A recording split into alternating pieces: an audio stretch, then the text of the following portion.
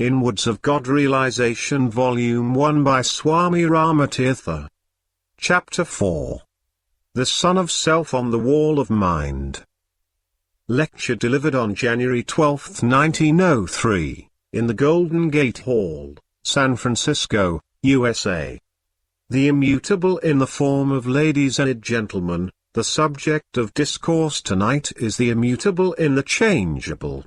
Before beginning, a few words will be spoken in answer to a question repeatedly put to Rama.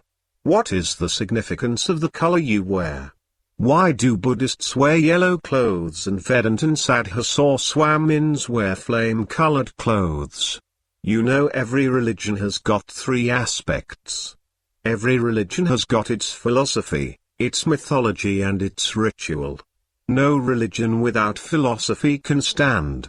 In order that it may appeal to the learned, the wise, the reasoning class of people, it ought to have a philosophy, and in order that it may recommend itself to the people of sentimental emotions, of emotional nature, it ought to have a mythology, and in order that it may appeal to the common folk, it ought to have a ritual. The color of the clothes has something to do with the ritual of the Vedantic religion. Why do the Christians wear the cross? That is the ritual. Why do the Christians put the cross at the top of their churches? That is the ritual. The Roman Catholics have an elaborate ritual, the Protestants have very little of it, but still they have a ritual. They also cannot do without it. So these colors are the ritual of the Vedantic religion. The red color, the flame color, has the same meaning to the Hindu as the cross to the Christian. What does the cross imply? It is a remembrance of the death of Christ, the love of Christ. Christ suffered his body to be crucified for the sake of the people. That is the meaning of the cross which the Christians wear. If you ask a Hindu to explain to you the meaning of the cross, he will explain it to you differently. He will say the teaching of Christ is, take up the cross, take up your cross and follow me. He does not say, take up my cross. In the Bible, in the New Testament, St. Paul or Christ had not to ask you to take up the cross of Christ, but they say take up your cross. That is the exact wording, take up your cross, and the meaning of that is, crucify your flesh, crucify your carnality, your little self, crucify your own ego. That is the meaning of it. So the cross ought to be a symbol of crucifying our selfish interests, our little ego, our little egotistical selfish ego. That is the meaning of the cross, wearing the cross. Whether you take it in this sense or some other sense, it depends on your will, but Vedanta always recommends you to take the cross in that sense, and in this sense does a Buddhist wear yellow clothes. Yellow is, in India at least, the color of the dead. The dead carcass has got a yellow color. The yellow robe or the yellow costume implies that the man who puts on these yellow clothes has crucified his body, has altogether discarded his flesh, risen above carnality, is beyond all selfish motives, just as when the Roman Catholics have to ordain a monk. They put him in a coffin and read over his head the chapter from Job. They read over him the songs and psalms and sermons which are usually read over the dead, and that man being placed in a coffin, is made to believe and realize that he is dead, dead to all temptations, to all passions, dead to all worldly desires. The Buddhists have to wear yellow clothes, which mean that the man has no more to do anything with worldly desires, with selfish aims and objects, is dead to the world, as it were, and the flame color of the Vedantins means the color of fire. This color indicating the dress of the speaker Rama cannot represent exactly the color of fire, the color of these clothes, but this color was about the nearest color to the color of fire that could be had in America. In India we have a color which is exactly the color of fire. When an Indian monk is sitting somewhere, from some distance you cannot recognize whether it is a man or a heap of fire. This color stands for the color of fire, and this means that the man has cremated his body. You know, in India we do not bury the dead, we cremate them. we burn them. So this red color implies that the man who has worn these clothes has sacrificed his body, has placed his body on the altar of truth, all the worldly desires burnt, burnt, burned. All the worldly desires, all the worldly ambitions, all the worldly hungering and hankering are consigned to the flames. The color of the cross is also red. The blood of Christ is also red. Christians also want something red. This is also red, and it has the double meaning of being blood as well as fire. But it has another significance too. Yellow also could express the idea of the death of the body, of the death of the carnality, but Vedantins do not wear yellow robes, they wear red robes of the color of fire. That means that it is death from one standpoint and life from another. You know, fire has life, fire sustains life, fire has energy, fire has power.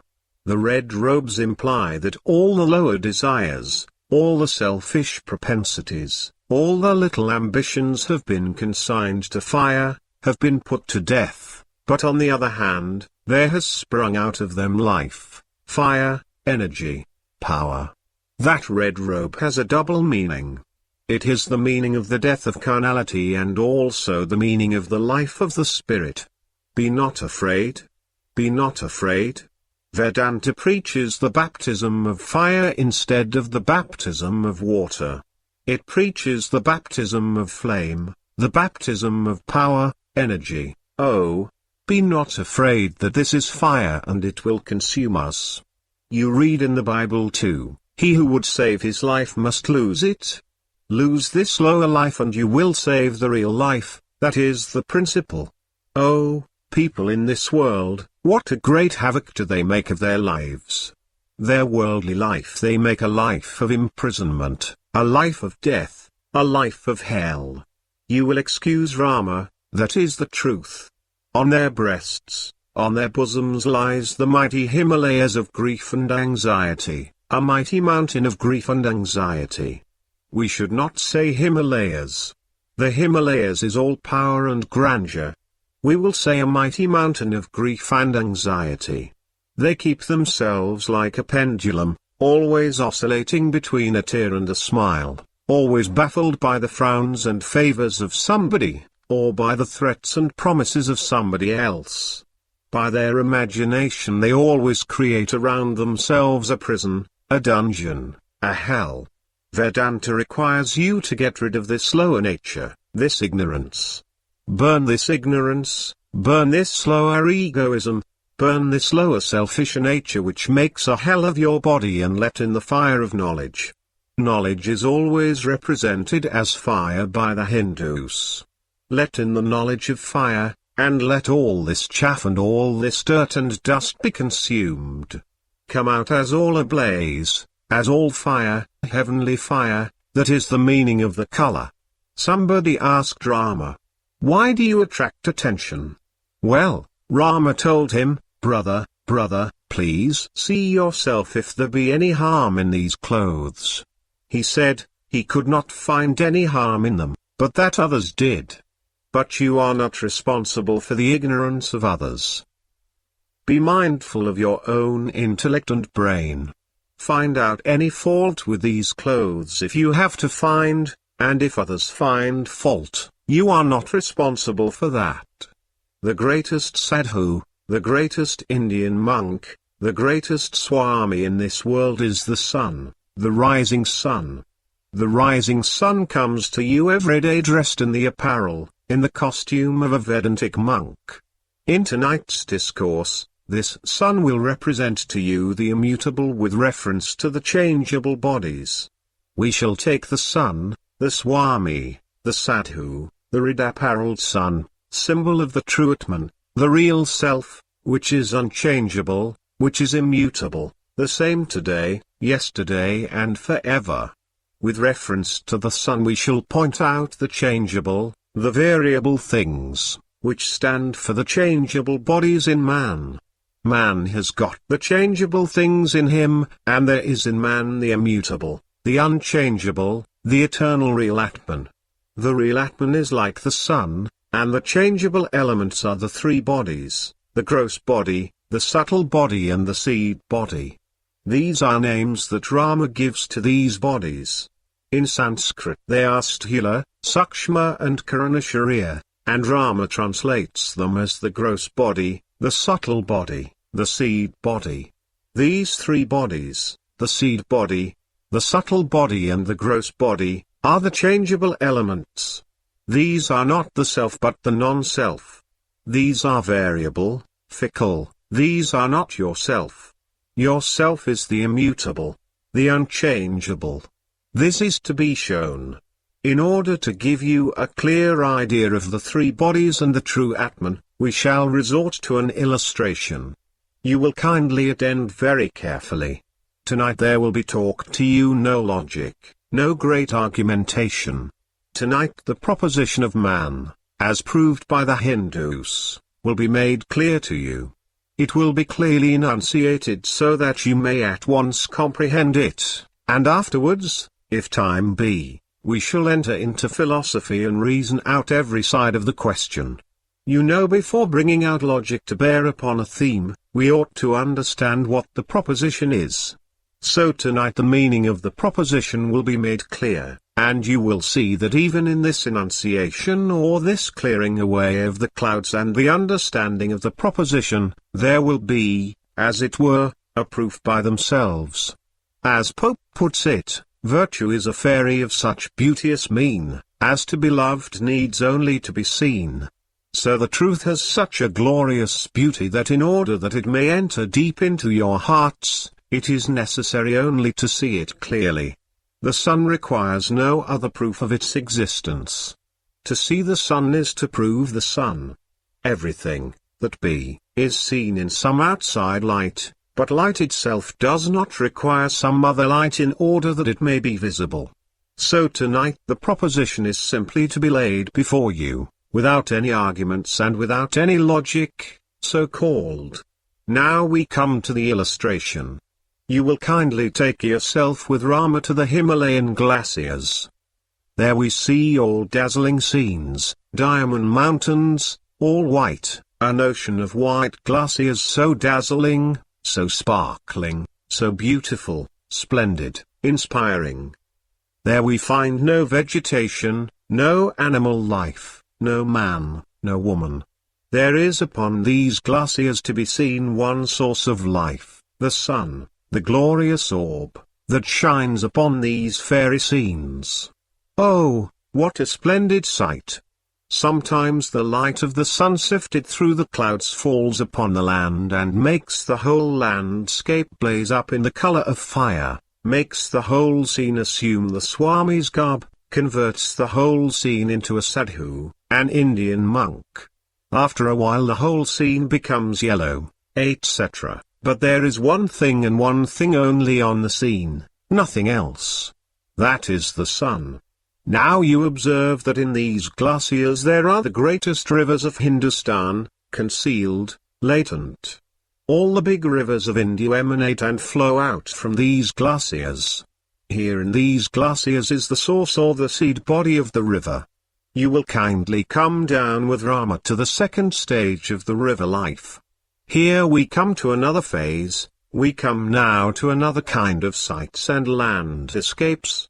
We are still in the mountains, but not at the snow-capped summits, lower down we are.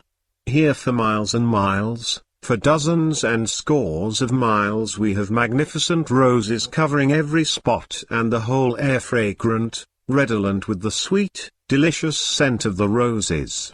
Here we have beautiful nightingales and other birds singing, inditing valentines all the year round.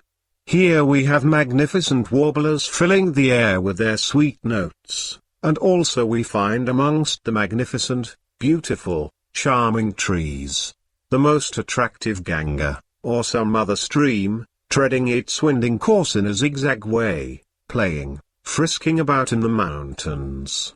Oh, beautiful brooks, beautiful rivulets we find here. Here in these beautiful brooklets are the shadows of the trees on the banks reflected, and these streamlets, brooklets are going about in a most charming, in a most playful way, now taking this trend and now that trend, going around and around, turning this way and that way, and singing all along, flow these rivers, brooklets, rivulets. What is this? This is the second stage of the river's life. Here the river is in its subtle body. This rivulet or brooklet form of the river is the subtle body of the river, so to say. This subtle body emanated from the seed body of the river, it came from the seed body of the river. You know, upon the seed body of the river was the sun shining, and through the action of the sun's heat and light upon the seed body of the river came out the subtle body of the river. This is the subtle body. It is very fickle, vague, meandering, zigzag. It is now jumping down and taking long leaps in hot haste and in great fury, then it subsides into a lake or a calm. It is very vague, fickle, changing. Let us descend a little to the plains. Now in the plains we have different scenes. The same water, the same river we saw present in the seed form upon the snow-capped glaciers and which adopted a most fantastic and most poetic aspect in its subtle form lower down on the mountains, the same waters, the same river now becomes a muddy stream upon the plains. In the plains, the same river, the same Ganga becomes a mighty stream. It has undergone a great change. It has put on new clothing, new color. It does not keep its original transparency and its original limpidness. It becomes dirty, turbid, and it becomes changed in color. Muddy it becomes, and at the same time it changes its speed. It becomes now slow, very slow, and on the other hand it becomes more useful now. Upon the surface of this mighty river float boats, float ships, traffic is carried on.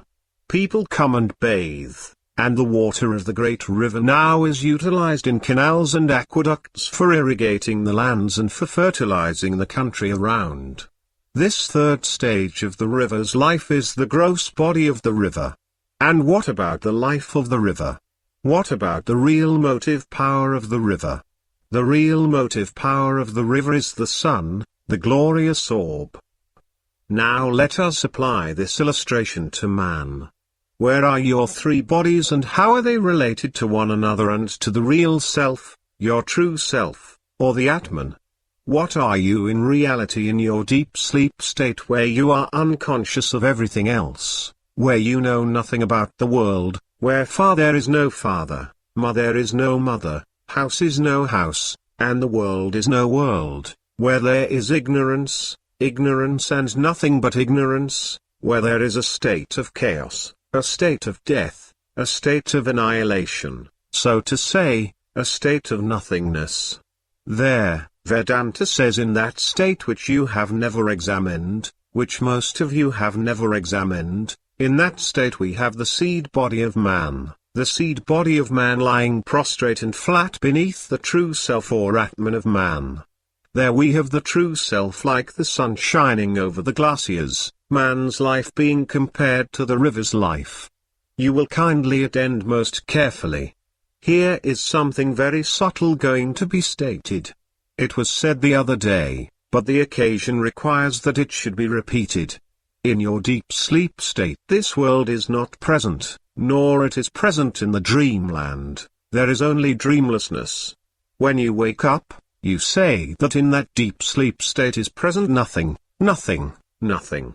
Vedanta says, indeed, in that deep sleep state is present nothing. But you know, as Hegel has clearly shown, the Hindus have anticipated Hegel, that German philosopher, and have proved that this nothing is something, that this nothing is also the seed body, this nothing, which you describe in your wakeful state as nothing, this is the seed body, this is the glacier of your life. As the Bible puts it, that out of nothing was something created by God, so the Hindus have also shown that out of this seed body, which you describe as nothing after waking up, out of this seed body which you describe as nothing, out of this seed body or nothing, there springs forth or comes out the whole world.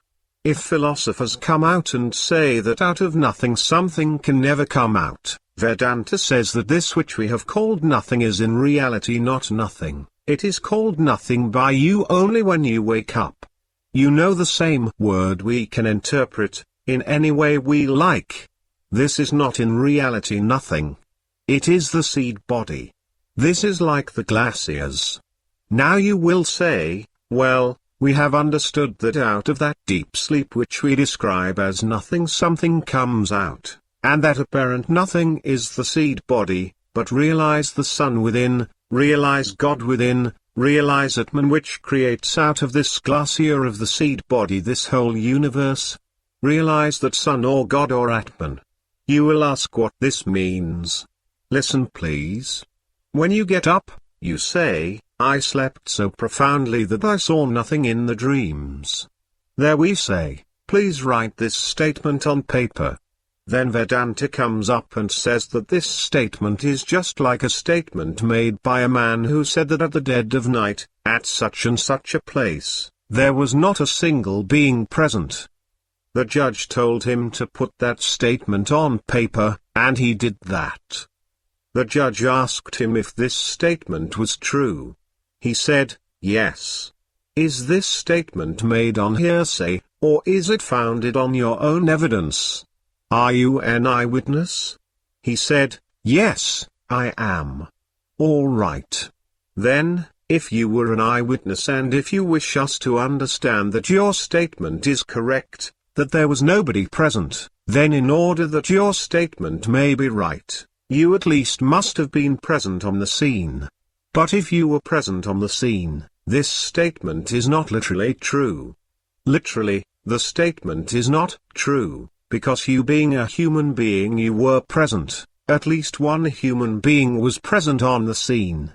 Thus the statement that nobody was present, that there was not a single human being present on the scene, is false, that is a contradictory statement. In order that it may be true as you wish us to understand it to be true, it must be wrong. It must be wrong because at least one human being must have been present on the scene. Similarly, when we make this statement after waking up, "Oh sir, I slept profoundly and I enjoyed such deep slumbers that nothing was present on the scene," Rama says, "Sir, you were present. If you had been asleep, if your true self, the real Atman, and the real Sun, the real Orb, the real God, had been asleep, then who would have borne witness to the nothingness of the deep sleep or chaos of the dream? As you bore witness to the nothingness of the deep sleep or chaos of the dream, you must have been present there. Thus in your deep sleep state, Vedanta says that there are two things at least to be seen, the nothingness which is like the glaciers or like the seed body in the witness light, the sun, the glorious Atman, the resplendent self or God, which is witnessing all that and shining even upon the desolation of the deep sleep state. That true self is the sun immutable, and that nothingness of the deep sleep state is the seed body which is changeable, mutable, alterable and fickle. Why is it changeable and fickle? Because when you come down to the dreamland, when you fall down into the dreaming state, that nothingness is gone, that nothingness is no more. If that chaos or nothing of the deep sleep state had been your real self, it would have lasted forever, but it changes.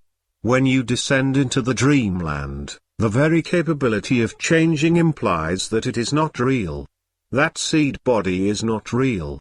You will be astonished, you will say how this phenomenal world of ours did emanate from that nothing. It is a fact. You have been thinking matters differently in Europe and America, you have been taking matters in a topsy-turvy state. Believe Rama, this is a truth which must permeate every individual, which must enter the heart of each and all in this universe, sooner or later. Here people are accustomed to take things from the bottom to the top. They want to make rivers flow uphill, the unnatural course. And so you will be astonished at this statement just now made by Rama, that out of that nothingness of your deep sleep state comes out your dreamland experience. You will be astonished. But just examine, just reflect. Is not that the plan of nature? Wherefrom did this earth of yours come? This earth of yours was once in the nebula state.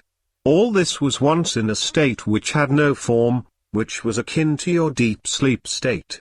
It was in the nebula state, it was in a chaotic state. Out of that chaotic state have sprung up, by slow degrees, your vegetable kingdom, animal kingdom, and man. Vedanta tells you that what you find in the whole of nature, what you find true from the physical standpoint, the same is true from the metaphysical standpoint. If this whole world springs from chaos or nothing, so to say, your dreamland and wakeful state also sprang from that deep sleep state or chaotic state, the state of nothingness. Your wakeful and dreaming states sprang from that. Just so, it is found in the life of every man. When a baby, he is in a state most resembling the state of nothingness, as it were. Out of that state, by slow degrees, he comes into the other state, which you call higher, though higher and lower are relative terms. What is the rule in the whole universe is the rule with the ordinary life of every man. Out of the deep sleep state springs this dreaming state. People want to explain the dreaming state as dependent on the wakeful state. You will be astonished when Vedanta puts matters to you in their true light and shows that all the European philosophers, all your Hegels and Kants cannot explain thoroughly the phenomena of dreams. We have no time tonight to dwell upon the subject, but this will be proved to you either in a lecture or in a book form. We come to the dream state. In the dreamland we come, as it were, from the glaciers to the lower mountains. You are still on the mountains, asleep. Here the subtle body, the dreaming self, finds itself in a fantastic land, in a poetic region. The dreaming self of yours is now a bird, is now a king. Immediately it becomes a beggar. It is now a man who has lost his way on the Himalayan mountains, and then it becomes the citizen of a big city like London. It is now in this city and then in that city. How changeable!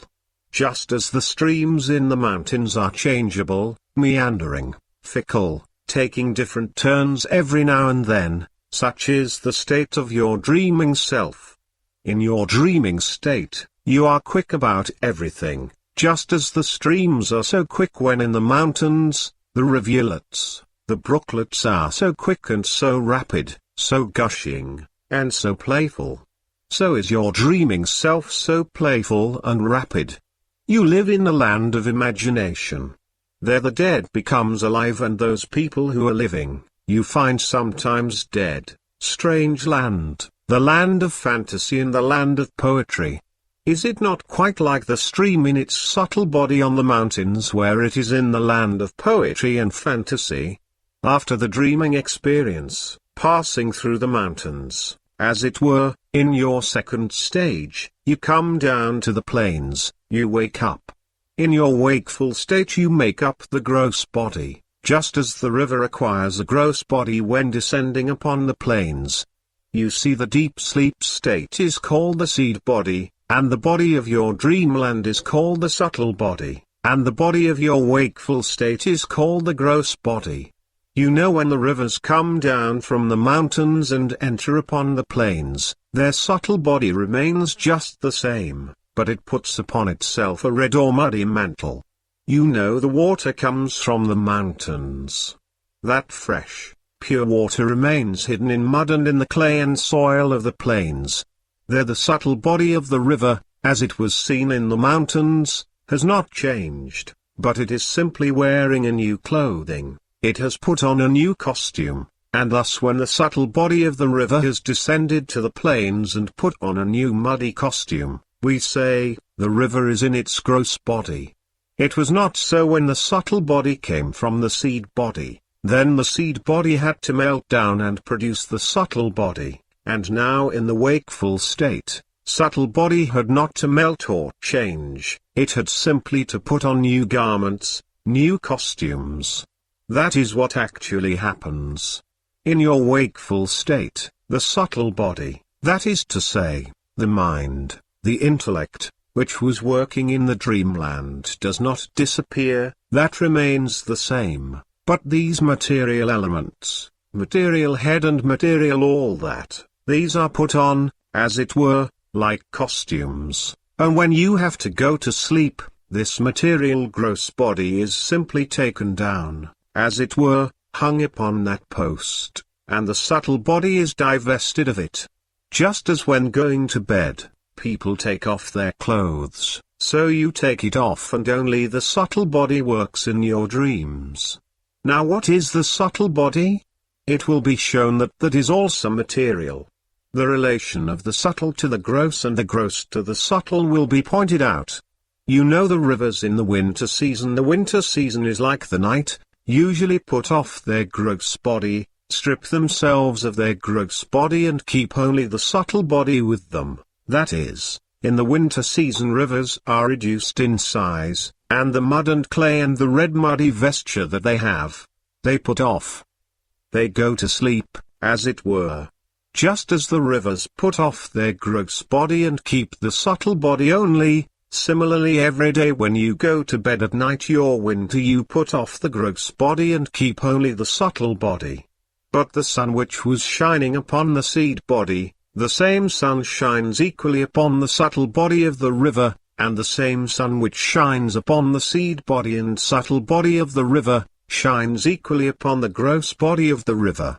The true Atman or real self, which was seen shining upon the deep sleep state's body shines also upon your dreamland and upon your wakeful state, upon the gross body, as it were, but where lies the difference?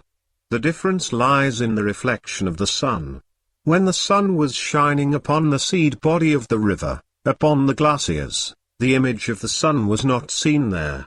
The action of the sun was intense upon the glaciers, but the reflection or image of the sun was not seen. But when the sun began to shine upon the subtle body of the river, the sun is reflected. When the sun was shining upon the subtle body of the river, there the sun's image was seen. No image of the sun was seen upon the snow-capped peaks or upon the glaciers, but in the subtle body of the river, in the mountains, in the rivulets, is the image of the sun seen. What does this image imply? This image in origin is the real self, the true Atman, the unchangeable, the immutable in you, the true divinity, Atman or God. The same God is present in you when you are in the deep sleep state. That God shines upon your seed body, but examine, in the deep sleep state, no egoism is present, you have no idea of I am asleep, I grow, I digest the food, I do this, that is. There is no ego, the real self is there, but no ego is there. This false apparent ego which is looked upon as the self by people is not there. In the dreaming state it becomes apparent. The dreaming state is like the second state of the river, the subtle body of the river. There it becomes apparent, and it becomes apparent also in the wakeful state. You know, your wakeful state is like the state of the river when it is upon the plains, the gross body of the river. There the sun shines clearly, it was shining clearly upon the glaciers, but it reflects its image only in the stream, in the muddy river is the image of the sun seen. So in your wakeful state, the image of the sun is also seen. This egoism, I do this, I do this, I am this, I am that, all this egoism, this selfish apparent self makes its appearance in the wakeful state also. But you see there is a difference in the ego of your dreamland and the ego of your wakeful state. In your dreamland the ego which has been to you as the reflection or shadow of the true Atman or God, is fickle, changeable, vague, unsettled, hazy, exactly as the reflection of the sun in the stream when it is upon the mountains is vague, meandering, changeable, and in your wakeful state this ego is definite, permanent, as in slow stream, slow river, when it is flowing upon the plains. Here is something more to be told. People ask what right you have to call the gross body as the after effect or resultant of the subtle body. People ask what right you have to place the dream state above the wakeful state. Mark it. Of what elements is your wakeful experience composed? Your wakeful experience rests upon time, space, and causality. Can you think of any substance, anything in this world without the idea of time, space and causality entering into it? Never, never. You cannot conceive of anything without these. Now this time, space and causality are like the web and weft of your world. Mark them. They are in your dreamland and they are in your wakeful state. You know, Max Muller, in his translation of Kant's Critique of Pure Reason while giving his introduction, says that Kant teaches the same philosophy as Vedanta. He says that Kant has clearly shown that time, space and causality are a priori and the Hindus have not shown it. Rama is going to tell you that Max Muller did not read enough of the Hindu scriptures. Rama is going to tell you that the Hindus proved time, space and causality to be a priori, to be subjective, and out of that it is shown that the wakeful experience of yours is from one standpoint the after effect of your dreamland experience. You will patiently listen. In your deep sleep state you have no idea of time, no idea of space, no idea of causality. You come down to the dreamland. There time makes its appearance, space comes into existence, and causality also comes into existence. The Hindus tell you that the time, space, and causality of your dreamland come out of your deep sleep state in the same way as the tiny sprout comes forth from the seed in its feeble, weak form, and in your wakeful state, time, space and causality ripen into the state of a mighty tree. They become strong and ripen into the state of a mighty river. They assume their gross form, just as you develop. The ideas of time, space and causation also develop with your understanding. Thus the subject is nothing else but a resultant of time, space and causation as they develop. In your dreams you have time, but compare the time of your dream with the time of your wakeful state. The time of the dream is fickle, vague, hazy, dim, unsettled, indefinite, and the time of the wakeful state is naturally the ripened form. Rama says, the strong developed form of your time in the dreamland. In your dreams, you know the dead become alive and the living become dead sometimes. It is not so in your wakeful state. The time is definite. The past becomes future, and the future becomes past in your dreamland. It is not so in the wakeful state. You may have heard of Muhammad, who in his dream spent a lot of time in ascending to the 8th heaven, but when he woke up, he found that only 2 seconds had passed. Similarly, the things of your wakeful state are different not in kind but in intensity, in degree, from the things of your dreamland state. In your dreaming state the things are changeable, fickle, vague, indefinite. They can be changed, just as a sapling can be made to grow any way you like. But when it becomes a gigantic tree, it cannot be changed, diverted, or molded into any other shape. In your dreamland you now see a woman, and in a second she becomes a mare, a horse. You now find before you a man alive, and in no time it becomes fire. The things which you find in your dreaming state were not present in the deep sleep state. Out of the deep sleep state, they sprang up, as out of the glaciers spring up the small rivers, fickle rivulets, and in your wakeful state these a priori forms of time and space ripen into a stiff, rigid form, become definite and get a rigidity of their own. The wisdom of your dreamland, the intellect of your dreamland is related to the wakeful state. Rama knows by personal experience that ofttimes in dreams, when a student, he solved the hardest problems on which he had been meditating, but on waking up did not know how to solve them. Oh, There was some fault in the arguments.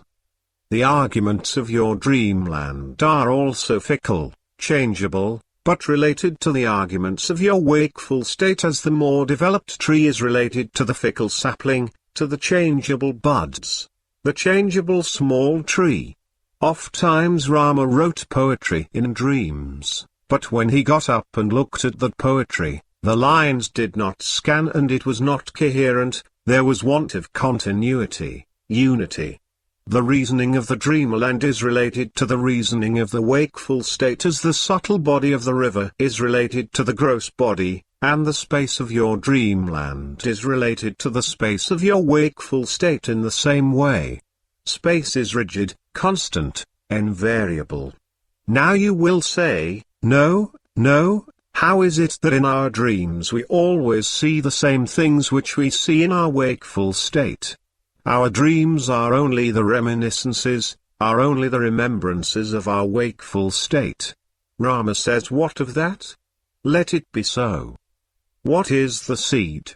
Out of a seed comes up a beautiful sapling, it is changeable and fickle, and out of this changeable, fickle sapling grows out or develops forth a gigantic, strong, rigid tree. All right. Again, out of this rigid tree come some more seeds, the same kind of seeds as gave rise to this tree. Now in the seeds, the whole tree is contained. The tree has put all its essence and all its power back into the seeds. Then should we argue that the tree did not spring from the seed? Have we any right to argue that the tree did not come out of the seed? No, we have no right to argue that way. Similarly, Vedanta says that the Shushupti, Rama says the seed state of yours, the deep sleep state, is like the seed. Out of that comes the dreamland, and from that flows out, as it were, or develops the wakeful, gross body. And again, if your wakeful experience can be condensed back into your sleep, it is but natural. If your wakeful experience can be condensed or forced into your dreamland, into your dreaming experience, it does not contradict Rama's statement. Let it be. Still, that will not entitle you to say that your wakeful state did not develop out of your subtle body or the dreamland. You are not entitled to say that.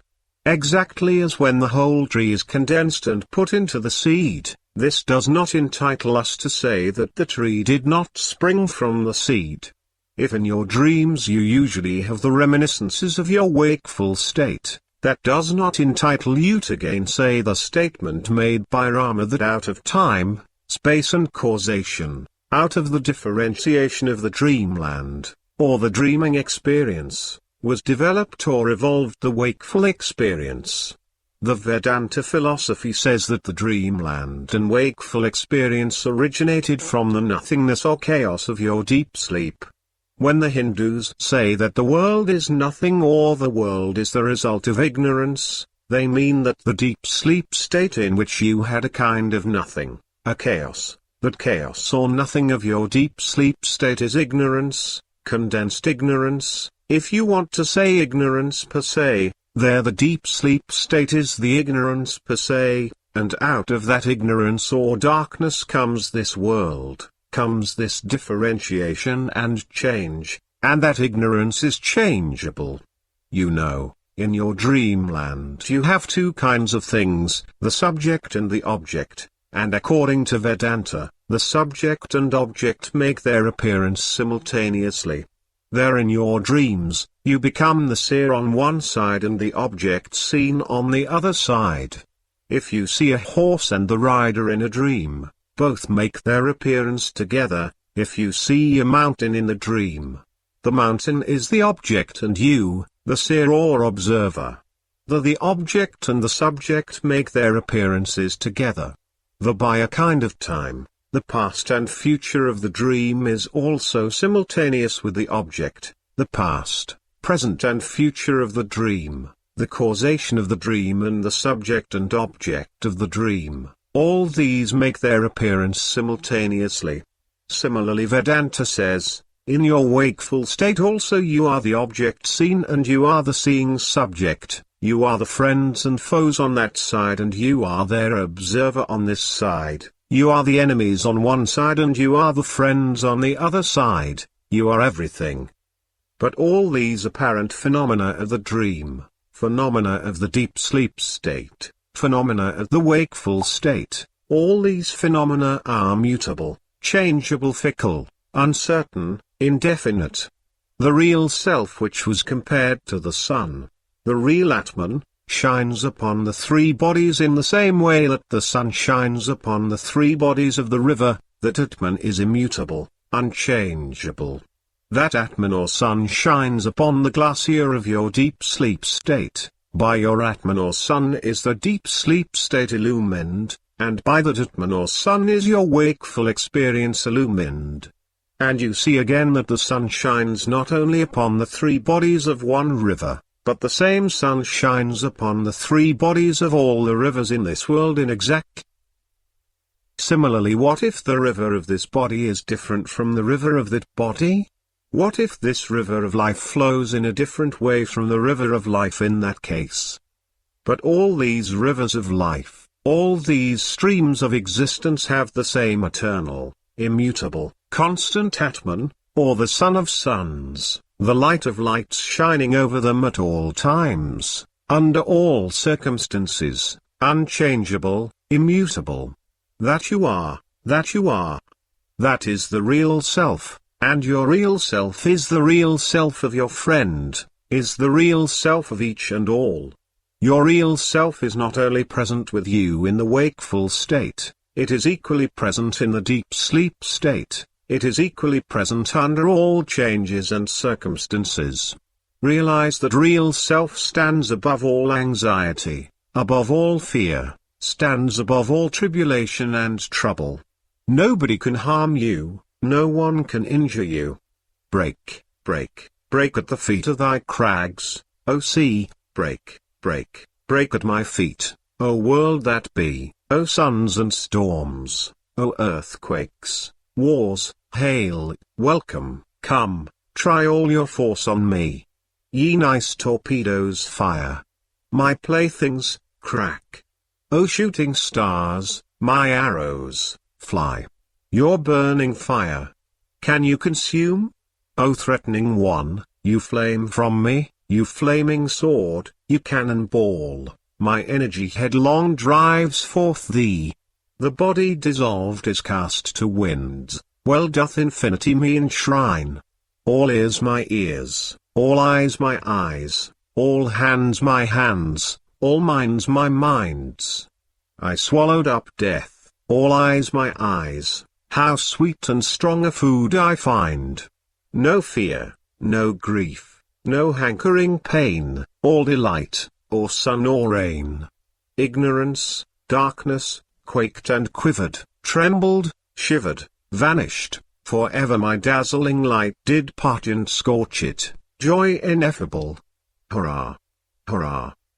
Om! Om! Om!